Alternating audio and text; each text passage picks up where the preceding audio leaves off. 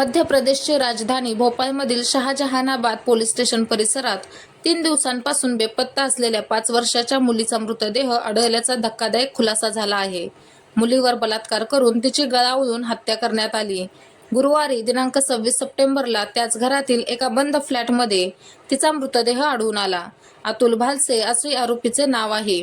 जुन्या भोपाळमधील शहाजहानाबाद भागातील वाजपेयी नगर बहु येथील 5 वर्षांची मुलगी मंगळवारी रात्री 12 वाजता घरातून रहस्यमयरित्या बेपत्ता झाली होती. पोलिसांनी सांगितले की कोणाला संशय येऊ नये म्हणून आरोपीने तिच्या कुटुंबियांसह मुलीचा शोध घेण्याचे नाटक केले. 24 सप्टेंबर दुपारी साधारण 12 वाजता 5 वर्षांची निरागस मुलगी आपल्या आजीसोबत मोठ्या चुलतेच्या फ्लॅटवर होती. ती जिथं राहत होती त्याच्या दुसऱ्या मजल्यावर तिचे मोठे चुलते राहत होते. आजीने दुपारी तिला शाळेची पुस्तकं आणायला पाठवले. आजीलाही ह्याचा अंदाज नव्हता की चिमुकली आता कधीच माघारी येणार नाही.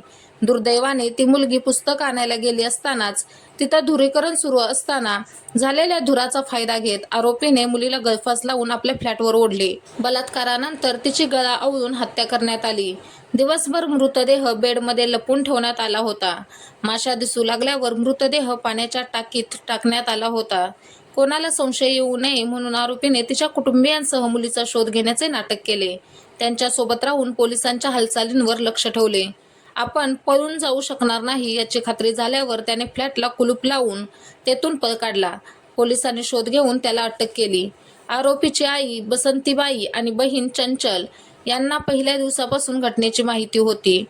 आरोपी अतुलवर विनयभंग, चोरी असे 6 गुन्हे यापूर्वीच दाखल झाले आहेत.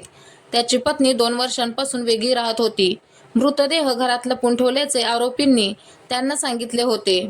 त्यानंतरही त्याने पोलिसांना माहिती दिली नाही. मुलीच्या कुटुंबियांच्या सतत संपर्कात राहून प्रत्येक हालचालींवर लक्ष ठेवले जात होते. कोणालाही संशय येऊ नये म्हणून आरोपी आई आणि त्याची बहीण चंचल गुरुवारी दिनांक 26 सप्टेंबरला सकाळी 10 वाजता मुलीच्या आजीच्या घरी पोहोचले. दुपारी 12 वाजता त्यांना तेथून ताब्यात घेण्यात आले. दरम्यान पूर्ण फ्लॅटमध्ये उग्र वास येत होता. आरोपी आई आणि बहीण चंचलाजवळ विचारपूस केली असता उंदीर मेल्याने घरात वास येत आहे अशी उडवाउडवीची उत्तरे त्यांनी दिली. त्यांनी मेलेला उंदीरही घराबाहेर फेकून दिला.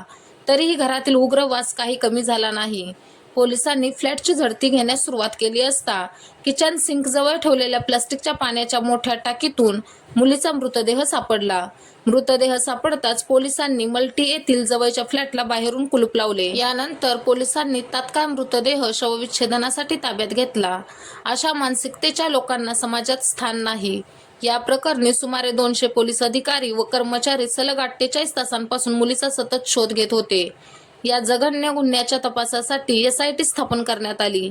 मुलीचा मृतदेह सापडल्यानंतर स्थानिक लोकांनी पोलिसांवर निष्काळजीपणाचा आरोप केला.